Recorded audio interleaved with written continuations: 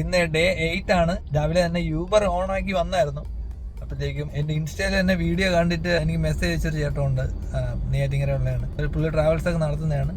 എനിക്കൊരു airport auto ഉണ്ടെന്ന് പറഞ്ഞ് വിളിച്ചിട്ട് ഞാനിപ്പോൾ എയർപോർട്ടിലോട്ടേക്ക് പിക്കപ്പിന് പോവാണ്. നാഗർകോവിൽ ഡ്രോപ്പാണ്. ചിലപ്പോൾ ഇന്ന് ഉണ്ടാവും, ചിലപ്പോൾ നാളെ തിരിച്ചു തരാൻ പറ്റുള്ളൂ. 2 ദിവസം ഉണ്ടാവും. ഓക്കെ, അപ്പോൾ ബാക്കി വഴിയെ കാണാം. അപ്പം നമ്മൾ നാഗർകോവിൽ എത്തിയപ്പോൾ ഏകദേശം ഒരു 6:30 മണി ആയിട്ടുണ്ട്. ഇതാണ് നമ്മുടെ ഗസ്റ്റ് സ്റ്റേ ചെയ്യുന്ന ഹോട്ടൽ. ഇതിൻ്റെ തൊട്ട് പിന്നിൽ തന്നെയാണ് എനിക്കുള്ള റൂം. അപ്പോൾ അടുത്ത ദിവസം ഡേ ടൈമിൽ വലിയ ഓട്ടങ്ങളൊന്നും ഉണ്ടായിരുന്നില്ല. അവിടെ ഒരു ഫംഗ്ഷനായിട്ട് വന്നായിരുന്നു അവർ. വൈകിട്ട് തിരിച്ച് ട്രിവാൻഡ്രത്ത് കൊണ്ടുപോകണം. വൈകിട്ട് ഒരു 6:30 മണി ആയപ്പോഴത്തേക്ക് ഇറങ്ങി. ഒരു 9:30 മണി കഴിഞ്ഞപ്പോഴത്തേക്ക് നമ്മൾ ട്രിവാൻഡ്രത്തെത്തി.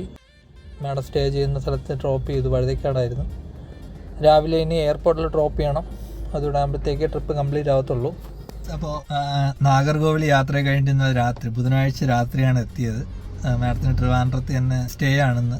ഇന്ന് രാവിലെ അവിടെ നിന്ന് എയർപോർട്ടിൽ ഡ്രോപ്പ് ചെയ്തു. പോകുന്ന വഴിക്കൊക്കെ ഭയങ്കര ബ്ലോക്കായിരുന്നു. എനിക്കാണെങ്കിൽ ഇന്ന് മുതൽ എക്സാം തുടങ്ങുകയാണ്. BCom ചെയ്തുകൊണ്ടിരിക്കുകയാണ്, ഡിസ്റ്റൻസ് എഡ്യൂക്കേഷനായിട്ട്. അപ്പോൾ എനിക്ക് സെക്കൻഡ് ഇയർ എക്സാം ഇന്ന് മുതൽ തുടങ്ങുകയാണ്. അപ്പോൾ 10 മണിക്കായിരുന്നു എക്സാം.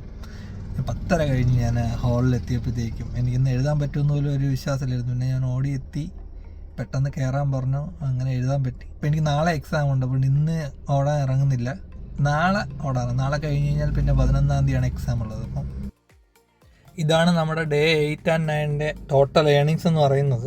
ഇത് 2 ദിവസത്തെ കൂടെ ചേർത്തിട്ടുള്ള എമൗണ്ടാണ്. അപ്പോൾ അടുത്ത ദിവസങ്ങളിൽ കാണാം. ബൈ.